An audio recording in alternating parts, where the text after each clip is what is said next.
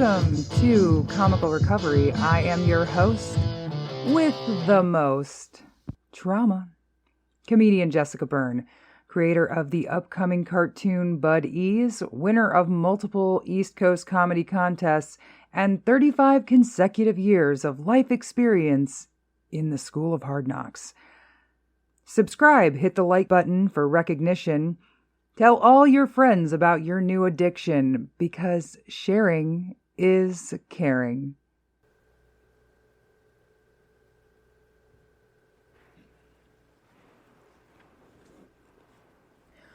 Welcome back to Comical Recovery.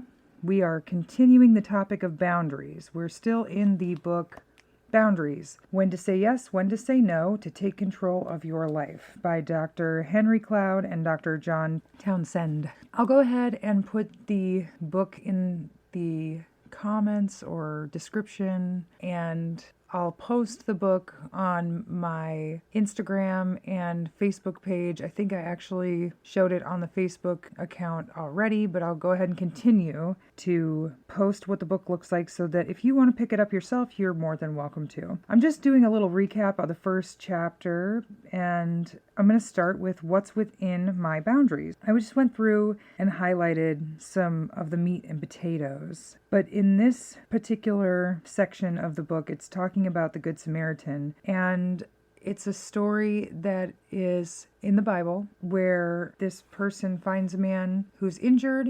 He puts garments on his wounds and then leaves him with someone else to take care of him while he goes and takes care of his business. And the example is that basically, what if the Good Samaritan was asked to stay by the injured man and missed the opportunities that he had going on for his own journey? Essentially, they talk about how it would turn around and become a resentment against the injured person because the Good Samaritan would have then gone against his own boundaries to appease this injured man. So from here, I have a couple of things highlighted. We may be moved with compassion to give to someone in need, but then this person manipulates us into giving more than what we wanted to give. We end up resentful and angry, having missed something that we need in our own lives. Or we may want more from someone else and we pressure them until they give in. They give not out of their own heart and free will, but out of compliance, and they resent us for what they give. Neither one of us comes out ahead. To avoid these scenarios, we need to look at what falls within our boundaries and what we are responsible for. So feelings, attitudes and beliefs, behaviors, choices, values, limits, talents, thought, desires, love, those all fall within our boundaries. Let's start with feelings. Feelings play an enormous role in our motivation and behavior. Feelings should neither be ignored nor placed in charge. Feelings come from your heart and can tell you the state of your relationship. Your feeling is your responsibility, and you must own them and see them as your problem so you can begin to find an answer to whatever issue they are pointing to. I'm actually going to go back and read this entire paragraph because I think it's very relevant. Feelings come from your heart and can tell you the state of your relationships. They can tell you if things are going well or if there's a problem. If you feel close and loving, things are probably going well. If you feel angry, you have a problem that needs to be addressed. Your feelings are your responsibility, and you must own them and see them as your problem so you can begin to find an answer to whatever issue they are pointing to. I like to think of feelings as street signs. My feelings are there to navigate what direction I should go in. They're there to give me an opportunity to find a coping skill so that emotion can properly be expressed without harming others. And there's a few ways that I use my feelings or tap into my feelings before I take action or take a small action so that my feelings aren't in charge. What I mean by this is when I'm angry, if I'm angry at my parent, it's best for me to write down everything I want to say before I just pick up the phone and say it. It gives me an opportunity to look at my feelings and my words before I use them as a weapon against someone. When I have an itchy trigger finger, I can hurt someone by using the wrong words and never really getting my point across in the first place. When I write down what I'm feeling, even if it's raw and hurtful, I can get all of the excess energy out.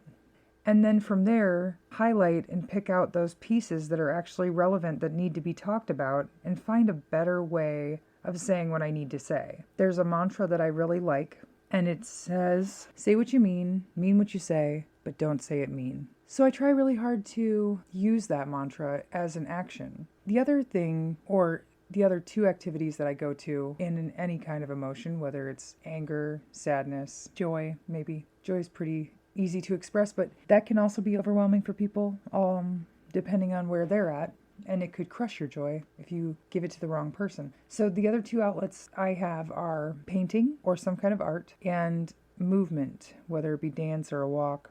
Getting out in nature tends to get me to be grounded in my emotions. And walking, for instance, stimulates bilateral stimulation in the body, which is a really good way to process emotions and de-escalate the emotion that you're feeling. The next section is attitudes and beliefs. Attitudes have to deal with your orientation towards something, the stance you take towards others, God, life, work, and relationship. Beliefs are anything that you accept as true. Often, we do not see an attitude or a belief as the source of discomfort in our lives. We blame other people. We need to own our own attitudes and convictions because they fall within our property line. The tough thing about attitudes is that we learn them from very early in life. They play a big part in the map of who we are and how we operate. People who never question their attitudes and beliefs can fall prey to the dynamic that Jesus referred to when he described people holding on to the quote-unquote traditions of men instead of the commandments of God. I do not have that part highlighted, but I think it's really relevant, so I decided to read it anyways. I like this idea of traditions of men because I think that that can translate into the conditioning of society. So I'm going to take, for example, this idea that society has put out for many, many centuries, or at least, a few, which is the concept of starving artists. And there's a book out there, I think it might be on my bookshelf, it may not, but it's basically about how artists don't starve. What they miss, the missing component, is self-promotion. And that's a tricky one because a lot of times as artists we're our own critics, and it's hard to have confidence in self-promotion. Even for me doing this, it's hard for me to have confidence in self-promotion because I too have these traditions and ideas of my family lineage or society concepts that, this is harder to make money at. No one's going to listen. People are going to be bothered by me promoting whatever. I can tell myself plenty of stories, and I can even latch on to stories that other people will tell me. I can plant these beliefs in the garden of my mind, and I can water them. I can let other people plant them, and they can water them. Or I can pick those seeds out and don't let the weeds grow in the first place. That's why it's so important to examine my own attitudes and beliefs about what I want to do. Because if it brings me joy, it's in alignment with my spirit. And it's a God-given gift, in my opinion, or universe gift, whatever you want to call it. But the things that we're talented at that come naturally to us are gifts that can and should be used because not everybody has the same gift, so it's a blessing. People with boundary problems usually have distorted attitudes about responsibility. They feel that to hold people responsible for their feelings, choices, and behaviors is mean. However, Proverbs repeatedly says that setting limits and accepting responsibilities will save lives. And that's important because we don't always know how our actions and behaviors affect other people unless they speak up and say something. And that's a scary territory to tread into because depending on the person, you don't know how their reaction might be. But life is about taking risks and standing up for what sits well in your spirit. So even though it can be uncomfortable to start weeding out people that don't serve the boundaries or that overstep the boundaries that you have, when we weed out toxic behavior in people, we create room for positive behavior, a more positive life, and the good things that fill our spirit and soul up. Behaviors is the next section. Behaviors have consequences. A man reaps what he sows. If we go to work, we will get a paycheck. If we sow idleness, irresponsibility, or out-of-control behavior, we can expect to reap poverty, failure, and the effects of a loose life. These are natural consequences of our behavior. The problem comes when someone interrupts the law of sowing and reaping in another's life. A person's drinking or abuse should have consequences for the drinker or the abuser. This happens a lot with parents and children. Parents often yell and nag instead of allowing their children to reap the natural consequences of their behavior. Parenting with love and limits, with warmth and consequences, produces confident children who have a sense of control over their lives. The next section is choices. We need to take responsibility for our choices.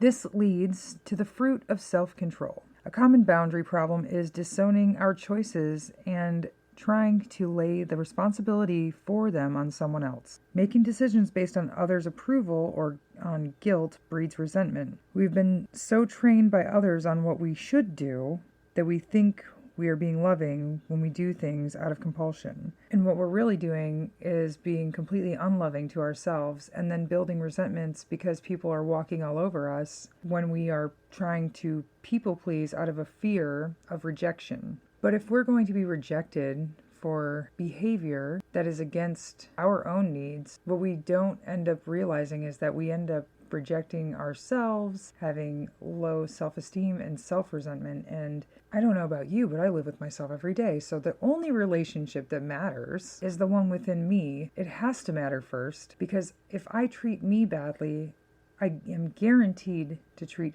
anyone else around me badly as well. And I'm not perfect. I still tend to do that by misplacing the priorities of support in other people in my lives and self-sacrificing to save or fix others. Setting boundaries inevitably involves taking responsibility for your choices. So this morning, I was beating myself up for canceling on a friend, and then I thought to myself, how forgiving I can be to others and how I need to turn that inward and be forgiving to myself. Based on my circumstances, I made the choices that I made at the time, and the only thing I can do is forgive me and let everything else unfold. Hopefully my friend forgives me as well, but without me forgiving me, then there's a potential for two people beating me up, me and my friend. You are the one who may be keeping yourself from making choices you could be happy with. Setting boundaries inevitably involves taking responsibility for your choices. You are the one who makes them. You are the one who must live with their consequences, and you are the one who may be keeping yourself from making choices you could be happy with. I just wanted to read that entire paragraph again before I move on. Let that simmer. Let's move on to values. What we value is what we love and assign important to us. We can take responsibility for out-of-control behavior caused by loving the wrong things or valuing things that have no lasting value when we confess that we have a heart that values things that will not satisfy. It's like putting people on a pedestal. Not that people aren't valuable, but they do not last forever. The other good example is the last sentence in the first paragraph. It says, we think that power, riches, and pleasure will satisfy our deepest longing, which is really for love. So that can also be putting work before family, putting money and material before relationships, putting relationships before friendships. All these things can outlast one another. Limits. Two aspects of limits stand out when it comes to creating better boundaries. The first is setting limits on others. What we can do is set limits on our own exposure to people who are behaving poorly. We are not being unloving. Separating ourselves protects love because we are taking a stand against things that destroy love. The next aspect is setting our own internal limits. We need to be able to say no to ourselves. Internal structure is a very important component of boundaries and identity, as well as ownership, responsibility, and self-control. It immediately makes me think of food, because when I allow myself to self-soothe through overeating or eating sugary things, I tend to go to the dentist and have them pull out all my teeth. That's a fresh example. But it's real. Or I gain too much weight and then it affects my self-esteem. There's just a lot of things, and that's just the easiest example I can come up with, because it's definitely been a struggle for me since I was a kiddo. Food was my first addiction and an easy go-to to cope with all of the different traumas that were going on as an 8-year-old. Next, we have talents. Our talents are clearly within our boundaries and our responsibility. The parable of talents says that we are accountable, not to mention much happier, when we are exercising our gifts and being productive. When we don't fulfill our talents, clearly I have the gift of gab, and I have the gift of nerdery, because I'm a big nerd, and all these books are on my bookshelf, and I love to read and learn. But more importantly, I like to share what I've gained. I love to communicate to people, and I love to help them discover things that can benefit in their lives.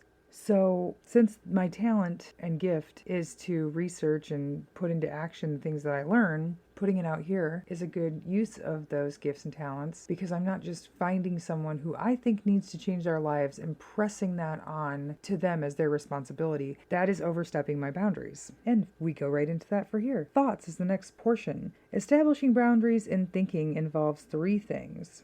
We must own our thoughts. We must grow in knowledge and expand our minds. We must clarify distorted thinking. That is a big one. And for me, writing is the number one thing that helps, because if I can see it on paper, what my thoughts are, if I don't put it on paper, it's like a tornado just causing destruction and havoc in my mind, tearing down any built up self-esteem I possibly have, thrashing all my hopes and dreams. I have to look at what I'm thinking. And it also gives me an opportunity to correct that and create a different frame of mind and thinking process. Then I have desires in the next section. We can't define who the real me is and what we truly desire without properly structured boundaries within our personality. Many desires masquerade as the real thing. They are lusts that come out of not owning our real desires. So let's take food, because lust, we know what that means, and we know where I can go with that if I want to, but let's just take food for an example. My desire with food is actually to gain comfort, but instead of reaching out to someone and having a conversation that might ground my thoughts and change my thinking, I go to the cupboard and eat an entire box of Oreos, let's say, instead. And then it perpetuates my low self-esteem and creates more problems in the actual department that I am trying to get myself out of. To know what to ask for, we have to be in touch with who we really are and what our real motives are. Love is the next section. Our ability to give and respond to love is our greatest gift. Many people have difficulty giving and receiving love because of hurt and fear. Our heart is a muscle, a trust muscle. Many people do not take ownership of how they resist love, or push it away for that matter. Resisting love comes in really a lot of different forms, but it starts with self-love. If we cannot love ourselves, I would say that any love that we do or give to others is probably more false than real. It is so crucial to my self-esteem to be able to know who I am, especially in moments where if someone wants to have an argument with me and tell me lies like I'm selfish, then that's a moment where if I love myself, which I do, I can ignore that comment, walk away, go straight to the mirror, look into my own eyes, and tell myself the truth. That's personally the length that I need to go to and do go to reaffirm my own self-love. I go to that length because it took me a very long time to get there. I did not always have self-love, and I would project love out to others, and when they rejected my love or didn't understand how to accept it, it would just destroy me. Now I come from a place of understanding that some people are not there yet.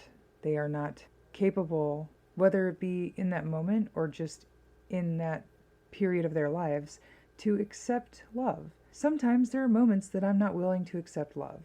if I'm very, very angry, I don't want to be comforted all the time. At least in my past life, that was definitely true. In my current life, it's less true because when I'm really angry, basically a hug will turn things around more often than not. So, as you progress and get boundaries and self-love and practice new tools to help you become the person that you want to be and create a loving life for yourself, these things will get easier. But at the beginning, it's extremely uncomfortable. So the last sentence of the second chapter is, setting boundaries and maintaining them is hard work. And when I say the last sentence, I mean the last sentence that I highlighted. So if you get this book and you say to yourself, what she read me is not the same as this book, it's because I'm picking out sentences that I want to share and giving my peanut gallery commentary of my experiences to help share how I do things or how I gained understanding on these topics, and that's why you're listening. So, until next time, it will be me and me. Me and me will see you on the third chapter of Boundaries, when to say yes, when to say no, to take control of your life, by Dr. Henry Cloud and Dr. John Townsend. Hope you guys are having a great day, and let me know in the comments how boundaries are going for you.